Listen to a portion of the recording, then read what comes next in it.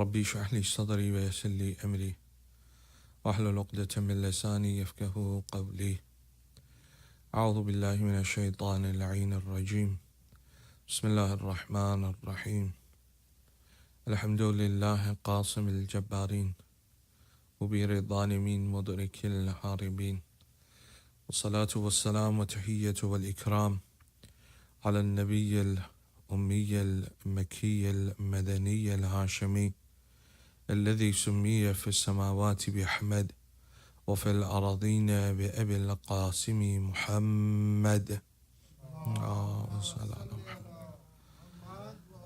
وعلى أهل بيته الأطيبين الأطهرين، سيما أولهم أمير المؤمنين وآخرهم بقية الله في الأراضين، روحي وأرواح العالمين لتراب مقدمه الفداء، ورحمة الله على محبيهم ومواليهم وشيعتهم أجمعين، ولعنة الله على أعدائهم ملعونين.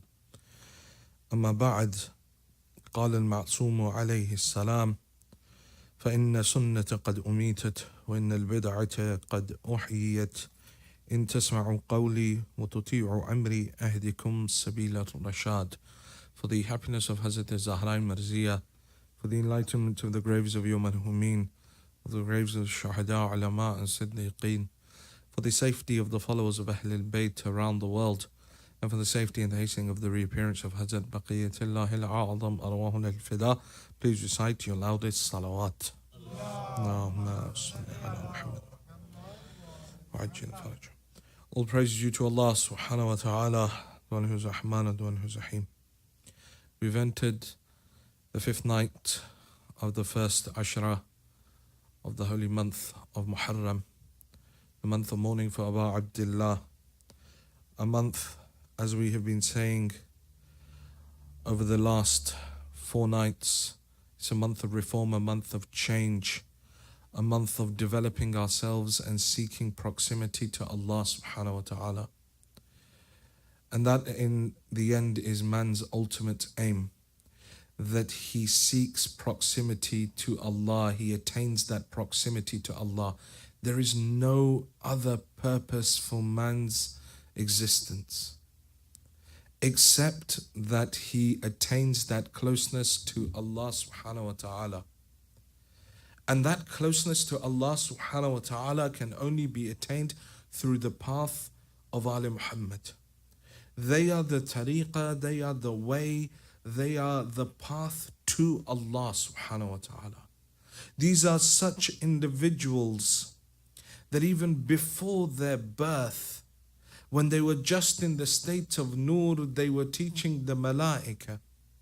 These are such individuals that the Anbiya heard stories of their life before they were even born. And we've been speaking about those various prophets that came across the land of Karbala, prophets that heard the story of Abu Abdullah and how they wept over Imam al-Hussein, and the importance of these tears over Abu Abdullah.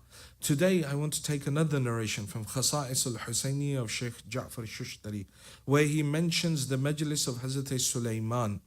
Says that Hazrat Sulaiman was with his whole entourage that were flying across upon the winds, as Hazrat Sulaiman had total control over the environment of all the creatures upon the earth. He was able to converse with all of them.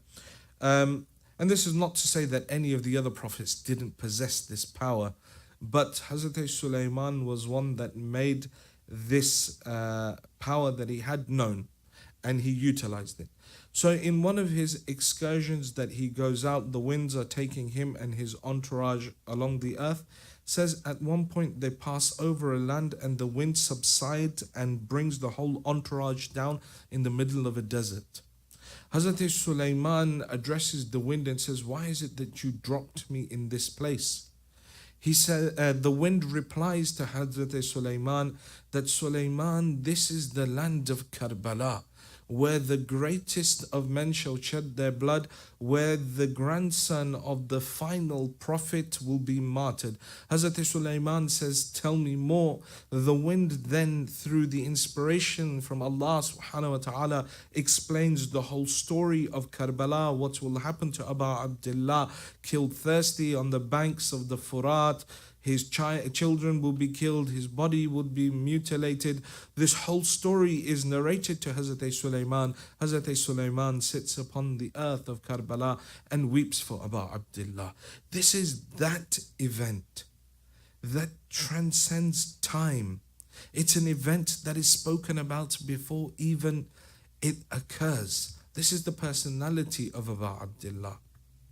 And to be able to try and understand Karbala, we have begun to analyze, we have begun to look at the sermons, the letters that Abu Abdullah sent upon his journey to Karbala, and those sermons that he gave within the plains of Karbala, or the sayings that he, of the meetings that he had with various people.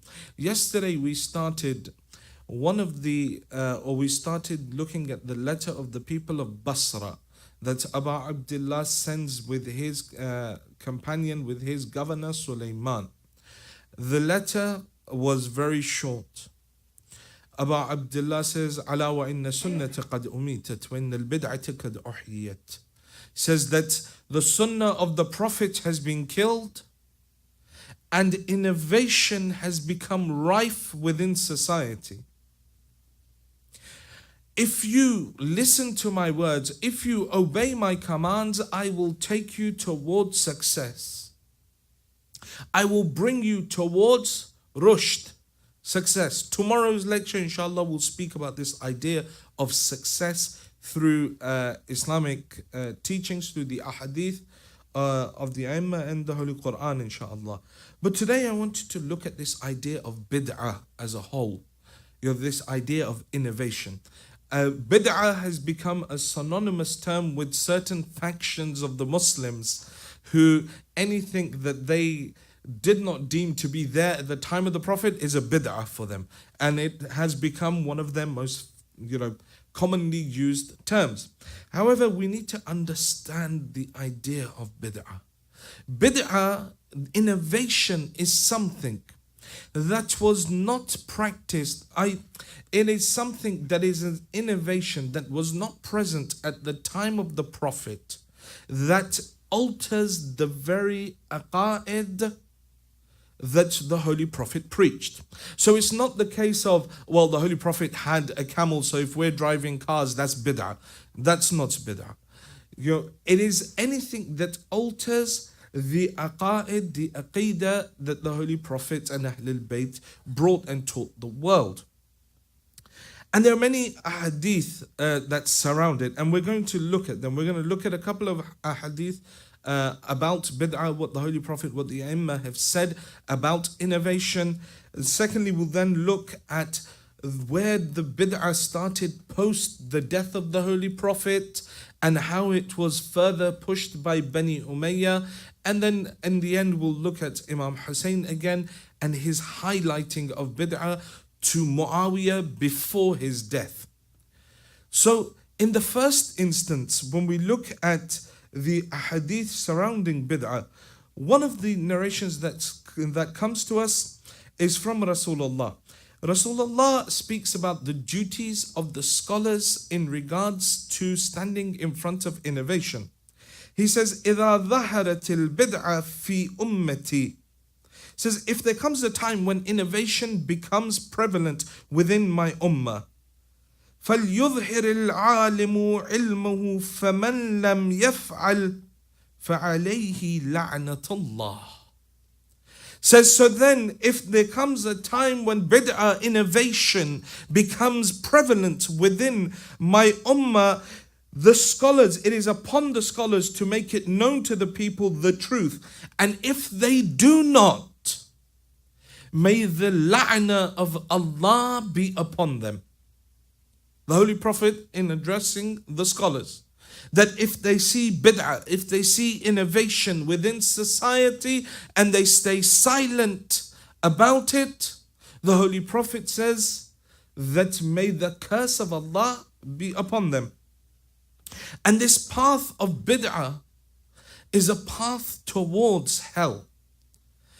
The narration that comes from both the 5th Imam and the 6th Imam says, كل بدعة ضلالة وكل ضلالة سبيله إلى النار.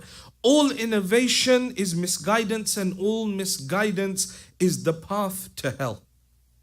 Quite straightforward.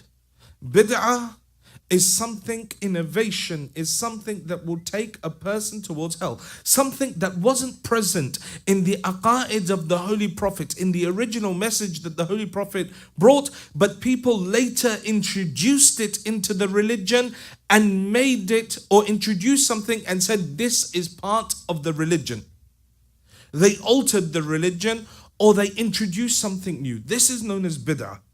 And the doors of repentance for the person that is the innovator, a person that forwards bid'ah, is closed. The Holy Prophet says, the doors of repentance for the innovator have been closed. And the person asking the Holy Prophet says, why ya Rasulullah?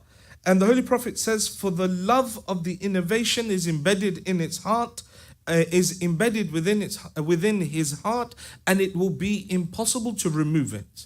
A person who is chronically an innovator, a person that constantly wants to add things, no matter how much you try and change them, they won't move away from this path of deviating people, of distorting the teachings of Ahlul Bayt, no matter how much you sit with them and discuss with them.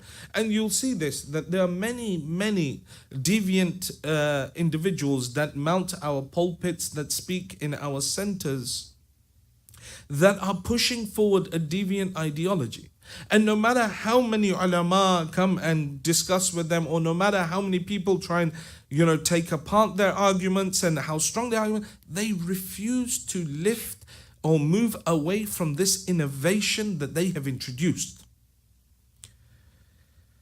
And bid'ah is not just the sole responsibility, or opposing bid'ah is not just the sole responsibility of the scholars. No, it is essential for everyone, every individual. The Holy Prophet says that if you see the people of bid'ah after me, seek distance from them and invoke the la'an of God upon them and expose their evils with evidences so that they become discredited, so that they cannot spread their corruption of the religion, and as a result the people are pushed away from them and do not learn their innovation. As a result, Allah will write for you many good deeds and will raise your status in the akhirah. Again, the call from the Prophet is the people of bid'ah, the people who innovate within the religion, invoke the curse of Allah upon them, the la'an of Allah. Now, I said the other night that la'an is not just, we just swear at this person and think, that is la'an. No, la'an is a dua. Allahumma la'an. Oh Allah, remove your mercy from this individual. It's not attacking the personality of the person. It is not attacking the entity, because the entity was created by Allah and it was created in perfection. Rather, the la'an goes towards the action of that individual. That, oh Allah, remove your mercy. Now this person will cease to exist or will be damned towards hell. In Islam, the fundamental principle that is pushed by Ahlul Bayt, by the Holy Prophet, is that you hate the sin, not the sinner. You hate the sin, not the sinner. Because when you hate the sin a person does, if they choose to change their life, you can accept them again. But if you make it personal and begin to hate the individual for what they have done to you, then it's very difficult for you to accept. It's very difficult for you to take back, because it becomes personal and pride becomes involved. You see the prime example in the lives of the Imam al-Hassan is there. Someone comes and says, who are you? He says, I'm al-Hassan. He says, you are the son of Ali, the Shami that comes to Medina. And he says, yes, I am. And he begins to swear at Imam al-Hassan, swear at Amir al-Mu'mineen, your father was like this, your father was like this. Imam al-Hassan looks towards him and he says that if what you have said is true about me, then may Allah forgive me. But if what you have said about me is incorrect, then may Allah forgive you. And it appears to me that you are a traveler. Do you require a place to stay? If you need some sort of financial support, we can aid you. If you need something to eat, we can help you. This individual looking straight at the Imam, he's just taken out years and years of anger on the Imam. When he actually meets the Imam and sees this amount of love, instantly becomes one of the followers of Ahlul Bayt. Why? Because the A'immah taught us, you hate the sin, not the sinner. So when here the Holy Prophet is saying that we're invoking la'an upon the people that innovate, it's upon their action, not their personality. And then we have numerous other hadith about not being friends with people who are innovators. The sixth Imam, he says that do not be friends or sit with those who are known to you as being innovators. Otherwise, the people will paint you with the same brush.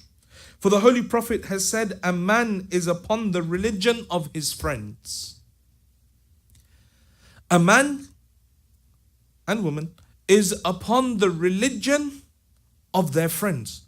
If you surround yourself with people that are devoid of the religion, that are people that do not practice the religion, eventually you will walk down that path as well. If you surround yourself with individuals that backbite, you too will walk down that path. If you involve yourself with individuals that lie, you too will walk down that path. If you involve yourself with miserly people, you too will eventually begin to walk down that path. So the company that we keep is so important. And here the Holy Prophet is saying exactly the same thing. That if you associate with people of innovation, others will say that you are also a person of innovation, and they will rub off on you. And you too will become like that. And we have ayat in the Holy Quran that there are certain individuals who are being dragged to hell. And as they're being thrown into the depth of hell, they'll cry out, "Oh, woe unto me! Lam attakhidh fulanan khalila." How I wish I hadn't taken that person as my friend. So there'll be certain people that will be thrown into hell as a result of their friends. Not as a result of their actions, but because of the friends that they had kept, those individuals corrupted them. So this bid'ah, the Holy Prophet spoke about it in his life over and over, but yet the moment he closed his eyes on to this mortal realm, straight after him, a number of innovations began to be introduced within society. The first innovation was the usurpation of the haqq and the station and the position of Amir al-Mu'mineen.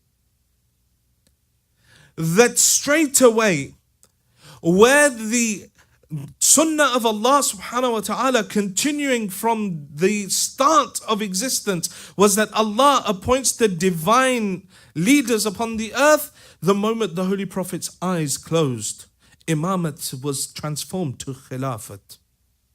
And Khilafat then got turned to a monarchy.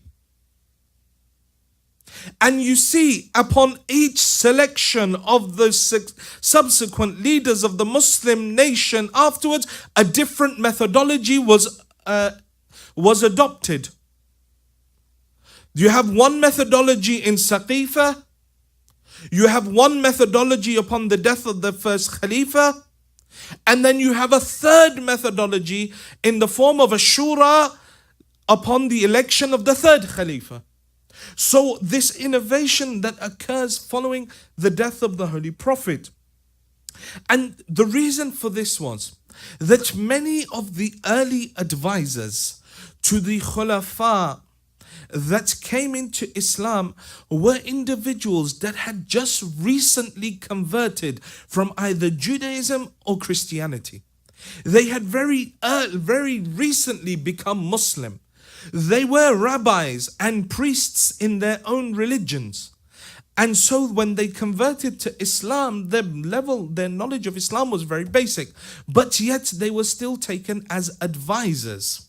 Two individuals, namely Ka'b ibn Ahbar, and also who was one of the Jewish rabbis that reverted to Islam, and a priest from amongst the Christians, Abu Ruqayya Tamimi ibn Aus.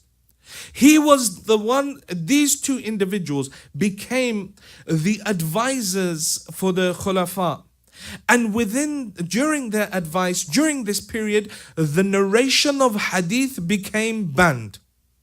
And this is something that is unanimously agreed amongst Shias and Sunnis. There was a period following the death of the Prophet that the narrating of ahadith was banned.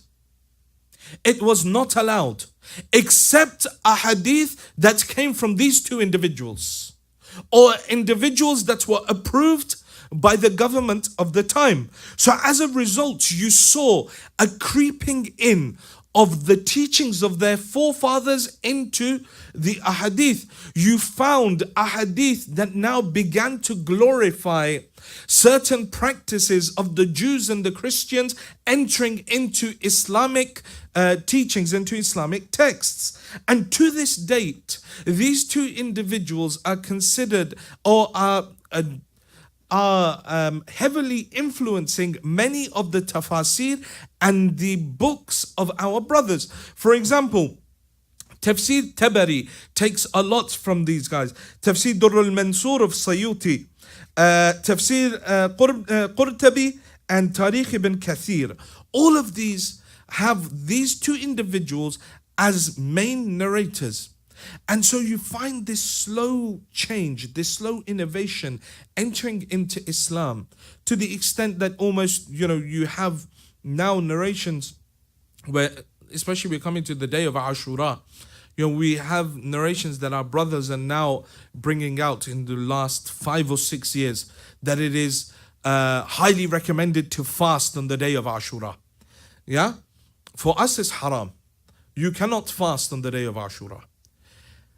But yet they have this narration. The problem with this narration is that, let me tell you what the narration is. The narration is the Holy Prophet is walking through Medina. He comes to the area where where the Jews would live. He comes across them and finds them fasting on the day of Ashura. He says to them, "Why is it that you're fasting?" Says, "This is the day when the Jews, the Passover, when they received when they received freedom from Fir'aun. And so as a result, Hazrat Musa fasted on this day. So we also fast on this day." The narration continues. The Holy Prophet says, "Oh, I was unaware of that. This is great. We too will fast on this day." This is where it comes from. It starts from there. We as the followers of Ahl al-Bayt, we as the Shia of Amir al-Mu'mineen, do not believe in a prophet that needs to be taught by any man, regardless of his religion. The prophets come from Allah subhanahu wa ta'ala. The Aimma come taught already. They don't need to learn from other individuals. So these innovations started creeping in. Various types of bid'ah. You see in the upon the death of the second Khalifa and the Shura that was introduced. In that, Abdul Rahman ibn Auf addresses Amir al-Mu'mineen and he says, "Ya Ali, we want you to accept the Khilafat. However, do you promise that you will follow the Sunnah of the Prophet, the Sunnah of Shaykhain, and the Sunnah and the Book of Allah?" Amir al-Mu'mineen replies to him that I will follow the Sunnah of the Prophet and the Book of Allah. 3 times this question is asked to Amir al-Mu'mineen. Will you follow the Sunnah of the Prophet, the Sunnah of the Shaykhain, i.e. the first 2 Khulafa, and the Book of Allah? Amir al-Mu'mineen says, I will follow the Sunnah of the Prophet and the Book of Allah. For us, these 2 are enough. I don't need to follow anyone else. Within that Shura, the 3rd Khalifa, Uthman ibn Affan, says, I will follow the Sunnah of the Prophet, the Sunnah of the Shaykhain, and the Book of Allah. upon which those individuals, they appointed him as the Khalifa. So you see, like this, where now the book of Allah, where the sunnah of the Prophet are becoming essentially secondary. And very many narrations then begin to get introduced in order to lower the fada'il of Amir al-Mu'mineen, to lower the status of Amir al-Mu'mineen. If the Holy Prophet on one side says, Ana Madinatul Ilm wa Aliyun babuha, a narration then comes to say, Fulan is the walls of the city and this person is the roof of the city. In order to reduce that importance that was given to Amir al-Mu'mineen. Now Ghadir, where the Holy Prophet said, Man kuntu mawla fa hadha aliyu mawla. Now it's like, no, mawla meant friend. Didn't mean master. Although there is one narration that cannot be denied, one fada'il that cannot be denied, all the other fada'il, they have been denied. And when we come later on, we'll speak about how Muawiyah began to change. He paid people to change the fada'il of Amir al-Mu'mineen and attributed them to himself and Bani Umayyah. But one that no one has ever been able to deny is the event of Mubahila. Because they cannot deny the fact, because only 5 individuals were involved there. The narration comes down that you bring your women, we bring our women. Or you bring your sons, we bring our sons. You bring your women, we bring our women. And you bring yourselves and we bring ourselves. When it says you bring your nafs, yourself, the Holy Prophet takes Amir al-Mu'mineen. All the narrations, both Shia and Sunni, cannot deny the fact that Amir al-Mu'mineen was taken in the position of the nafs of the Prophet. He is that individual that is considered to be the nafs of Rasulullah. So this system of bid'ah, this system of innovation continued. And then it comes to the time of the Khilafat of Amir al-Mu'mineen, and Amir al-Mu'mineen assumes the apparent worldly power. But at the same time, there is a constant thorn in his side in the form of Muawiyah ibn Abi Sufyan and his advisor Amr ibn al-As. These two individuals constantly form a thorn in the sides of Amir al-Mu'mineen, constantly pushing out propaganda against Amir al-Mu'mineen, that when it reaches the day of the shahadat of Amir al-Mu'mineen, these individuals turn around, or the people in Sham turn around and say, but what was Ali doing in a masjid? A whole nation that was brought up with this idea. The cursing of Amir al-Mu'mineen after his death and during his death became commonplace. But then after his death, it became wajib. Muawiyah made it wajib that any individual that gives the Jum'ah khutbah must curse Ali, or his khutbah is not accepted. And for years and years, almost a century and a half of constant cursing of Amir al-Mu'mineen, until Umar ibn Abdul Aziz comes in and he officially bans it. But this whole nation, people thought it was part of their ibadat to curse Amir al-Mu'mineen. Then when this peace treaty happens with Imam al-Hasan, one of the clauses within the peace treaty between Muawiyah and Imam al-Hasan is that the cursing of Amir al-Mu'mineen will stop. But did it? No, Muawiyah broke all of the clauses within that peace treaty. And so then there became these riwayat, they became, that had the name of Amir al-Mu'mineen in them. Muawiyah slowly began to change them. And he began to attribute them to Bani Umayyah. And as time passed, now the fada'il of Amir al-Mu'mineen became banned as well. The fada'il of Amir al-Mu'mineen became illegal. So now you had to curse Ali, but you could not say anything nice about him either. This is the wasi of the Holy Prophet. The individual that says, I followed the Holy Prophet in the way that a camel's child follows its mother constantly behind every step of the way. But yet these individuals changed history such, enforced such an iron fist that people were not allowed to recite the fada'il of Amir al-Mu'mineen. They were not allowed to utter any of the virtues of Amir al-Mu'mineen. There is a beautiful narration that comes to us about when Muawiyah visited Medina, about the fada'il of Amir al-Mu'mineen. During his rule, when uttering the fada'il was not allowed. Inshallah, I'll probably wake you up. So hopefully, because everyone looks a bit tired. I think it's a working day. So anyhow, let's see how this goes. So Muawiyah comes to Medina. The people, the spies, they come to him. They say, Muawiyah ibn Abbas, he's sitting in the masjid and giving tafsir of the Quran. Muawiyah says, who better than Ibn Abbas to give the tafsir of the Quran? This is the family of the Holy Prophet. This is the household within which the wahi came. Who better? He says, no, Muawiyah, you don't understand. He pretends it's the tafsir of the Quran, but in reality, he's telling people the fada'il of Ali ibn Abi Talib. Muawiyah says the fada'il of Ali. He says, I'm going to go and make sure I disturb the gathering. Muawiyah goes, he sits at the back, but Ibn Abbas is speaking with so much fervor, he's speaking with so much passion that Muawiyah finds no place to interrupt. When the class is ended, Muawiyah stands up. He says, Ibn Abbas, tell me, what was this that you were doing? He says, Muawiyah, the tafsir of the Quran. He says, was it tafsir of the Quran or was it the fada'il of Ali? Ibn Abbas looks at him and says, Muawiyah, you tell me, where is there not the fada'il of Ali in the Quran? Says, you tell me, where is there not the fada'il of Ali in the Holy Quran?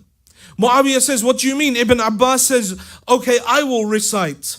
You tell me whether or not these are the fada'il of Ali ibn Abi Talib or not. Muawiyah says, I accept. Ibn Abbas begins reciting, إِنَّمَا أَنْتَ مُنذِرْ وَلِكُلِّ قَوْمٍ هَادٍ. Muawiyah says, yes, I accept. This ayah of Surah Al-Ra'd, Allah subhanahu wa ta'ala says, and to every nation we sent a guide and a warner. And the Holy Prophet said, I am the warner of this nation and Ali is the guide. But Ibn Abbas, why did you select this ayah? Select another ayah. There's so many ayat in the Holy Quran. Why do you only select this one ayah?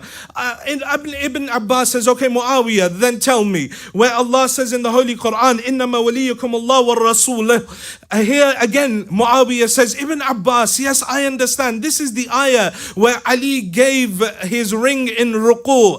And Allah subhanahu wa ta'ala said that your wali is only the one that is Allah, the Prophet, or the one that gives his ring in the state of ruku. But Ibn Abbas, why do you select this ayah? Select other ayahs. There's so many other ayahs in the Holy Quran. Ibn Abbas says, okay, Muawiyah, tell me, كَفَى بِاللَّهِ شَهِيدًا بَيْنِي وَبَيْنَكُمْ وَمَنْ عِنْدَهُ عِلْمَ الْكِتَابِ. Tell me, what about this ayah? Muawiyah says, yes, I accept. The Holy Prophet said the individual that possesses all the knowledge of the Holy Book is none other than Ali ibn Abi Talib. But Ibn Abbas, why did you select this ayah? Select another ayah. Ibn Abbas says, okay, tell me, إِنَّمَا يُرِيدُ اللَّهُ لِيُذْهِبَ عَنْكُمُ الرِّجْسَ أَهْلِ الْبَيْتِ. Muawiyah says, yes, I accept. This is the ayah that was speaking about the purity of Ali ibn Abi Talib. But Ibn Abbas, why did you select this ayah? Select another ayah. Ibn Abbas says, okay, tell me, عَمَّا يَتَسَاءَلُونَ عَنِ النَّبَإِ الْعَظِيمِ. That Ali is the great news. Muawiyah says, yes, I accept. The Holy Prophet said that after me, Ali ibn Abi Talib will be asked about, everyone will be asked about Ali, as Ali being the great news. But why did you select this ayah? Select another ayah, Muawiyah. And Muawiyah says, Ibn Abbas, select another ayah. Ibn Abbas says, okay, Muawiyah, tell me, وَاعْتَصِمُوا بِحَبْلِ اللَّهِ جَمِيعًا وَلَا تَفَرَّقُوا. And hold fast to the rope of Allah, all of you, and do not disunite. Muawiyah says, yes, I accept. The Holy Prophet said to me, I heard the Holy Prophet say that Ali is the rope of Allah. But Ibn Abbas, why did you select this ayah? Select another ayah. All these ayat in the Holy Quran. Ibn Abbas says, okay, tell me, قُلْ تَعَالَوْا نَدْعُوا أَبْنَاءَنَا وأبناءكم ونساءنا ونساءكم وأنفسنا وأنفسكم. Muawiyah says, yes, I accept this is the ayah where Ali was referred to as the nafs of the Prophet. But Ibn Abbas, why is it that you refer to this ayah? Refer to other ayat in the Holy Quran. Ibn Abbas says, tell me, Ya ayyuhar rasul balligh ma unzila ilayk. O Prophet, reveal unto the people what we have told you to reveal. Muawiyah says, yes, I accept this is the ayah that was revealed for Ali in order to order the Prophet to reveal and tell the people of the starting of the wilayat of Ali ibn Abi Talib. But why is it that you select this ayah? Select another ayah, Ibn Abbas. Ibn Abbas says, okay, tell me. اليوم أكملت لكم دينكم وأتممت عليكم نعمتي. He says, yes, I accept that this is the ayah that was revealed when the Holy Prophet announced the wilayat of Ali ibn Abi Talib on the day of Ghadir. But why do you select this ayah? Select another ayah. Ibn Abbas says, okay, tell me. سأل سائل بعذاب واقع. Muawiyah says, yes, I accept. This ayah is about the individual that stood on the day of Ghadir and said to the Prophet, is this from you or is it from Allah? If it is from Allah, then I pray to Allah that He send His adhab upon me. As he walked away, a stone fell from the heavens and crushed him where he was. This ayah is about the destruction of the enemies of Ali ibn Abi Talib. I accept. But Ibn Abbas, why don't you select another ayah? Ibn Abbas looks at him. He says, Muawiyah, you tell me, what ayah of the Quran shall I read? Muawiyah says, why don't you read إِذَا زُلْزِلَتِ الْأَرْضُ زِلْزَالَهَا? Why don't you read this ayah? Ibn Abbas smiles. He says, Muawiyah, I'm sorry, but this too is the fada'il of Ali. He says, why is this the fada'il of Ali? He says, soon after the Prophet of Allah died, an earthquake struck Medina and everyone came out from their houses. Everyone was afraid. We saw Ali leaving his home, coming towards us. He was reciting this ayah, إِذَا زُلْزِلَتِ الْأَرْضُ زِلْزَالَهَا. When he approached us, Ali stood amongst us. He stamped his foot on the earth. He said, oh earth, stop shaking. Abu Turab is ordering you. He said, stop shaking. I said, from that point until this point, whenever anyone reads this ayah, they will always think about Ali ibn Abi Talib. Muawiyah stands up in a rage. Says, Ibn Abbas, why don't you come out and say it? That there is, until there is the Quran, there is the fada'il of Ali. This is that Amir. That Ali, that whose the whole Quran is filled with his fada'il. That Ali, who from the start to the end, Allah subhanahu wa ta'ala refers to him constantly.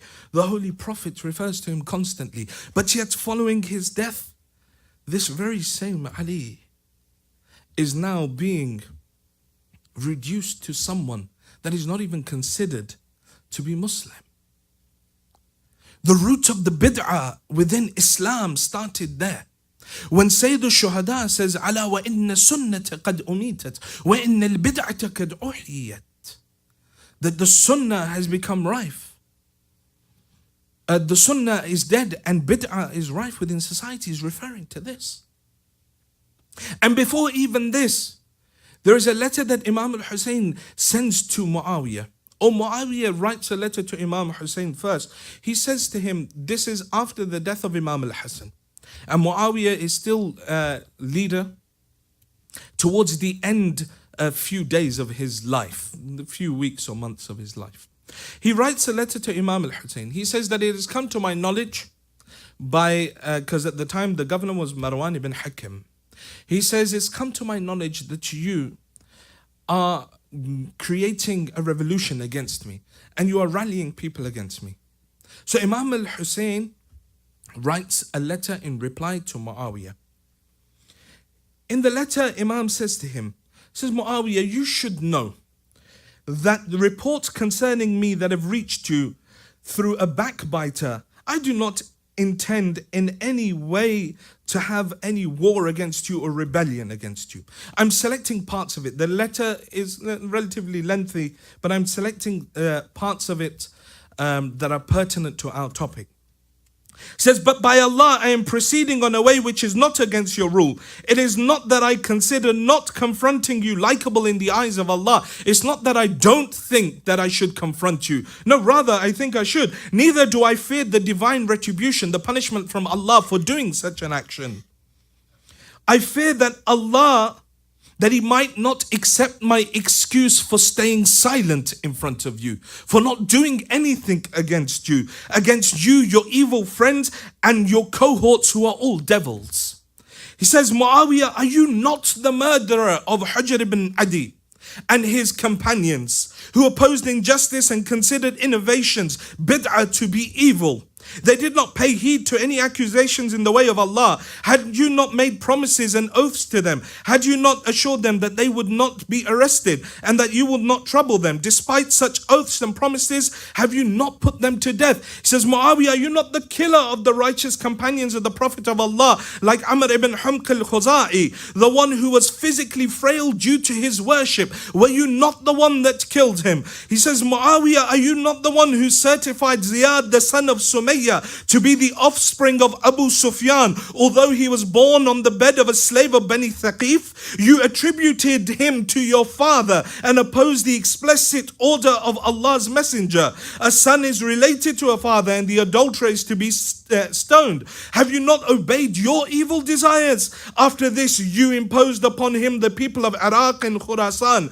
You amputated their hands and feet, gouged out their eyes, and crucified them on date palms. You behaved as if you are not from the Islamic Ummah and have nothing to do with it. And are you not the one to whom the son of Sumayya wrote that the tribe of Hazrami were upon the religion of Ali ibn Abi Talib? And you replied that anyone who was on the religion of Ali should be put to death. Thereafter Ziyad had killed them, mutilated their bodies as per your order. By Allah, Ali had fought against you and your father for the sake of Allah, and you are upon this throne due to this very religion. Had it not been for the loftiness of this faith, you and your fathers and ancestors would still be wandering the deserts like beggars. O Muawiyah, be prepared for divine retribution and be sure of the accounting before Allah. You accused wrongly the saintly people with baseless allegations and slaughtered them. You made them abandon their homes to be homeless in strange lands. You forcibly extracted allegiance from them, from the people, for your drunkard and dog-loving son. I see that you are sinking in loss and destroying your faith. You are oppressing your subjects and are degrading the divine trusts. You accept the advice of the foolish and ignorant people, and for their sake you are threatening the pious and religious people. Wassalamu alaikum. This is the letter that Abu Abdullah sends to Muawiyah, highlighting that this society is a society that has been filled with innovation. It is a society and it is a rule that has killed the closest ashab of the Prophet, the closest companions of the Prophet. In 50 short years, what happened to this ummah?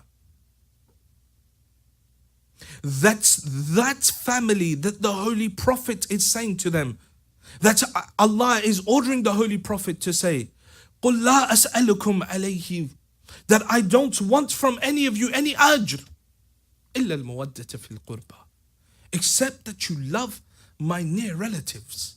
But yet 50 years pass and his grandson is being slaughtered thirsty in the plains of Karbala.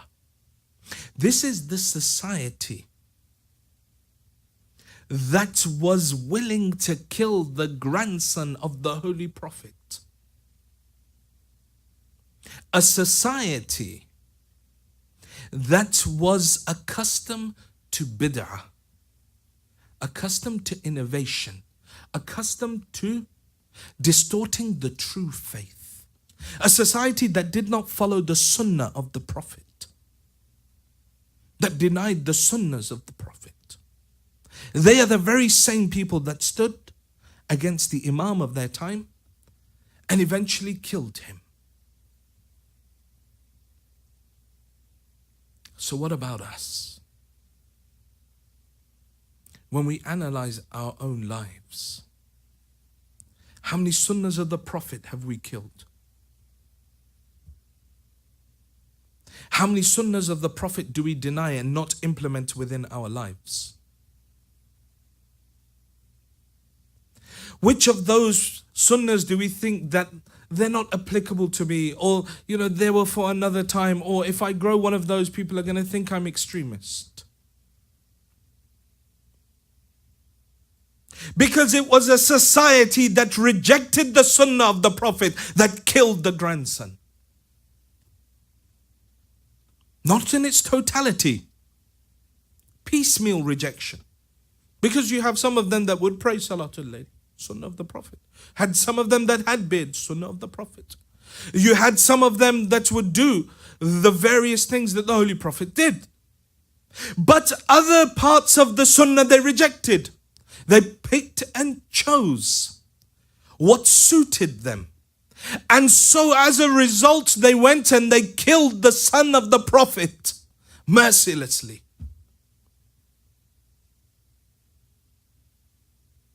Which sunnah of the Prophet have I killed within my life? And then yet still I think that I'll be able to recognize my Imam. Because the narrations say those that awaited him will be the first to reject him. This is a hadith that we have from A'immah. Those that cried Al-Ajal, Al-Ajal, in other words, they will be the first to reject him. Because it was just lip service to the path. It was just lip service to the religion. Will I form the army of the Yazid of tomorrow? Though I sit here and weep for Abu Abdullah today. What innovations have I brought into my religion? Which bid'ah have been introduced? You look at various aspects of the religion where we take cultural practices and make them essential parts of the religion. This is bid'ah. I say, no, but in my culture, my cousin is like my sister.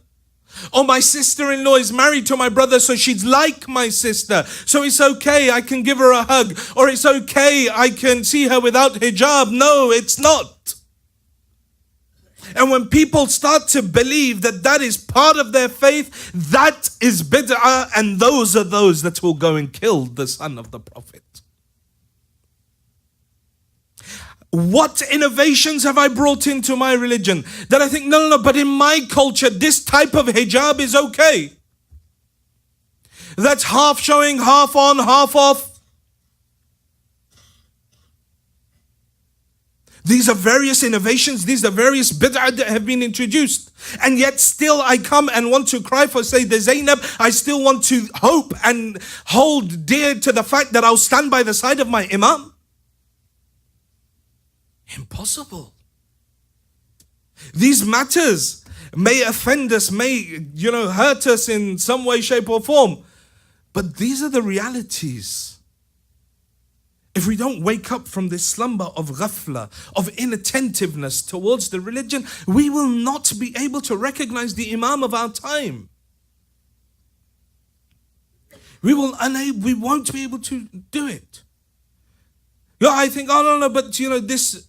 recently, alhamdulillah, inshallah, it's not here. In the UK, when it comes to like Ghadir or the 13th of Rajab, people now have drums and they're all gathering all the Shias and everyone's dancing and, Ya Ali, Ya Ali, Ya Ali, and they're doing what they call damal. And they think that this is part of the religion. I have met people that have said this. No, but this is halal, this is okay, this is ibadat. And you will find that they are the biggest Shias on the face of the planet, Zahiran. The huge, Zulfiqar in their rear view mirror in their car, and a massive Zulfiqar around their neck, and a Zulfiqar tattooed to their forehead. Wherever it is, they're the super Shias. But do the total opposite to what Amirul Mu'mineen himself wanted. Those that listen to music, Those that are obsessed with music. Do we think that that will allow us to recognize our Imam? In fact, Ali himself says, "Man taraba qalbahu ala harfin min alat al-ghina." The one whose heart becomes happy at the single note of a musical instrument and the singing voice, فَكَأَنَّمَا لَطَمَ عَلِيًّا عَلَى وَجْهِهِ. It is as if he has slapped me, Ali, in the face. Now who will slap Ali? And I want to recognize my Imam. Can't happen. Yes, they are karimun min awlad al-kiram. They are generous. But I have to take the step towards them. I have to make the niyyah. I can't just sit there and think, yeah, I was born Shia, it's fine. Or, yeah, I'm a Sayyid, it's okay, it happened. It doesn't. Being from amongst the Sadat does not guarantee your entry into Jannah. Otherwise, Ibrahim ibn Musa, the brother of Imam al-Radha, we'd think of him kindly. No, he opposed the imamat of the 8th Imam. Ja'far al-Kadhab, he opposed the brother of Imam al-Hassan al-Askari, opposed the imamat of the 12th Imam. You have many things. So being attached to the Ahlul Bayt through blood or through society or through culture does not guarantee a person a place on the army of the Imam. What guarantees the place is the purity of heart and the actual intention to change your life. If it's just lip service, then many paid lip service. I gave you the example of Ubaidullah al-Jofi. He said, I know you're on truth. Umar ibn Sa'ad said, Imam, I know you're on truth. The army of Yazid cried for Abu Abdullah. They cried as they set fire to the tents of the women of Abu Abdullah. They were crying over the madhlumiyat of Ahlul Bayt. That how these women are alone, there's no one to defend them. They were crying. But still, they did not aid the Imam of the time. Why? Because they were absolutely not willing to take that step. All Ahlul Bayt need from us, all Abu Abdullah needs from us, all the Imam of our time needs from us is for us to at least attempt. Just take even that one step. And the rest of Ahlul Bayt will help us. I don't pray right now, but tonight I make the intention for the sake of Abu Abdullah that from tomorrow I'm going to start praying. I make that intention for the Imam. That at the moment I don't have a beard, but from tomorrow I will start, because my Mawla Ali said, Al-Mahasinu zinatur rajul, that the beard is the beautification of a man. I listen to music right now, but I know that my Mawla says that it is as if you have slapped me in my face. So from tomorrow or from this moment on, no more music in my life. You take that step. I don't wear hijab, but for the sake of my Imam, I'm going to observe proper hijab. Proper hijab is where not a single hair should be seen, and the ladies should be covered up until their wrists. Their feet also, according to most maraji, should also be covered, and the form of the body should not be seen. So now today I make the intention to the Imam that, Imam, from now my hypocrisy stops, my tears that fall for you. Imam, today I choose to walk your path. You help me.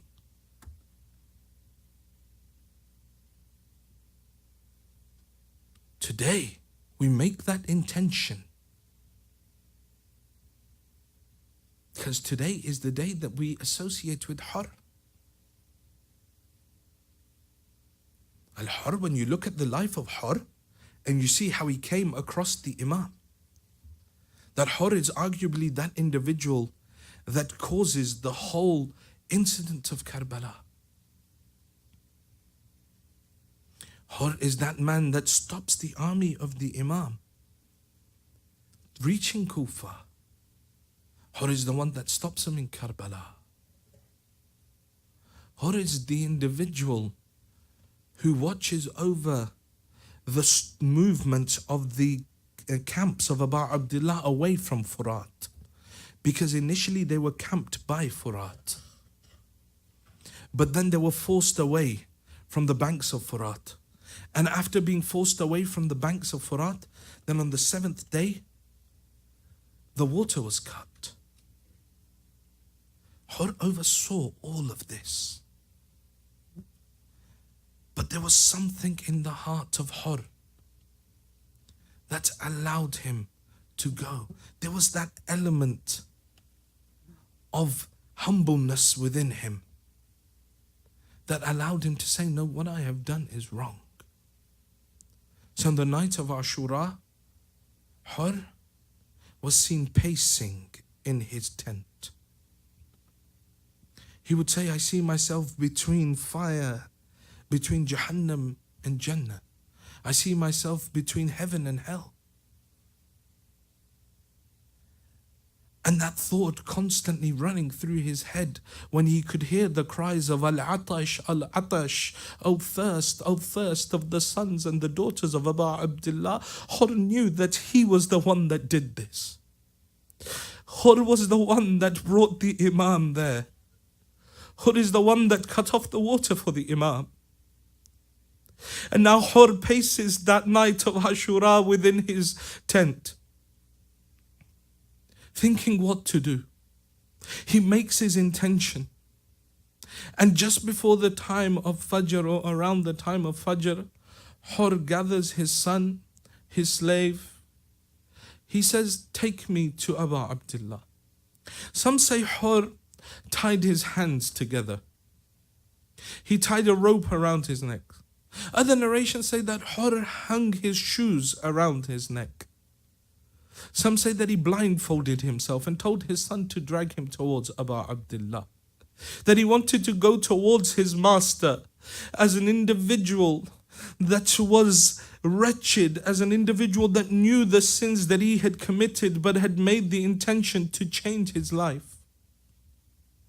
And he gets brought towards Abu Abdullah. And this is how Kareem Ahl al-Bayt are. That you choose to change your life for them. That as Hur approaches Abu Abdullah, says to Al-Abbas, says to Ali Akbar, he says, stand up, we have some guests coming towards us. And as Hur is coming towards Abu Abdullah, he sees that Hussein himself comes to meet him. He took one step, the remainder of the time Abu Abdullah comes towards him. Hur, head lowered. His head lowered in front of Abu Abdullah, knowing everything that he has done, everything that has happened is because of him. Abu Abdullah looks towards him. Hur says, Ya Imam, halli min tawbah. Will my repentance be accepted? And the Imam says to him, Ya Hur, irfa ra'sik. Raise your head, Hur. You've come to Hussein. Those that join with Hussein no longer bow their heads. Says, raise your head, Hur. He unties Hur, he takes him, he hugs him. He says, Hur, you are my brother in this dunya and my brother in the akhirah. That man that had brought so much difficulty to Ahl al-Bayt. But yet the Imam takes him and says, you are my brother in this world and in the akhirah. Imagine if now me and you took that step towards our Imam. How our Imam would embrace us. How our Imam would take us under his wing. What we need to do is take that step towards him. Hur now begins to untie himself. He says to the Imam, Imam, I am the reason for why your children cry Al-Atash. I am the reason why the daughters of Ali and Fatima are in this state. Says Imam, let me and my son go out to fight first. Abu Abdullah gives permission to the son of Hur. He goes out to fight. Hur watching his son. When Hur's son falls from his horse to the earth of Karbala, he cries out to Abu Abdullah. Hur moves forward in order to go to the aid of his son. Abu Abdullah grabs hold of Hur.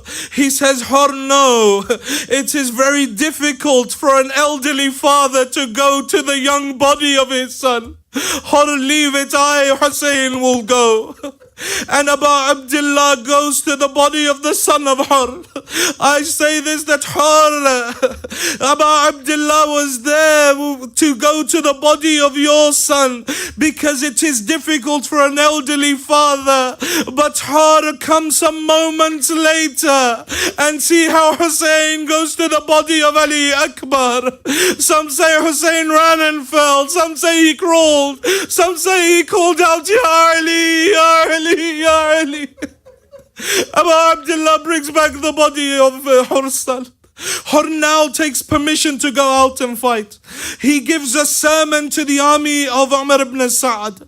He now begins to fight. He kills many of them.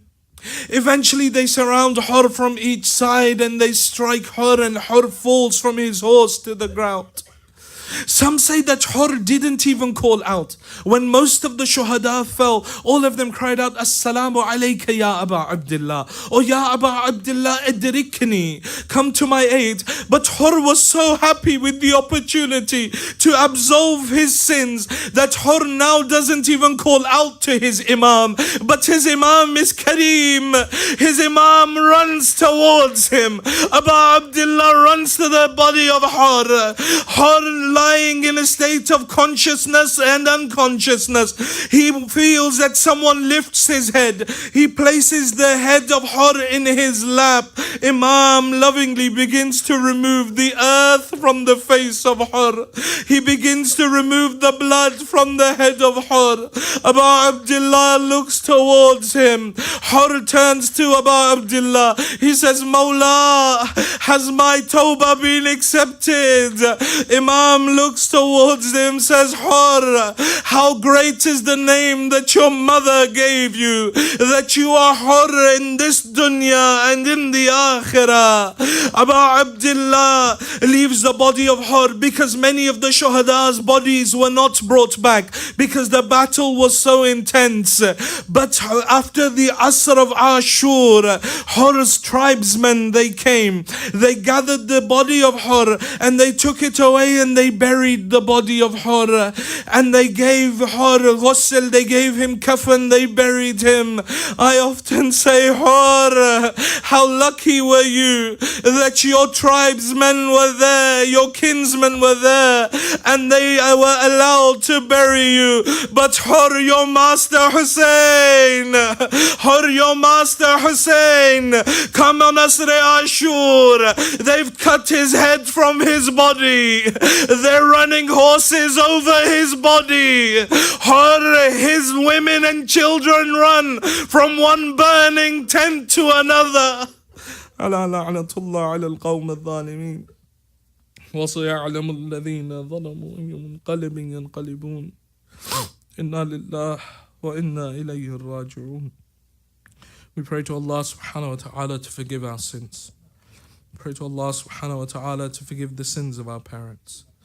Oh Allah, those of our parents that are alive, give them long lives. Those of our parents that have left this world, give them a place next to Ali Muhammad in Jannah. Oh Allah, those who are ill, give them shifa'ah.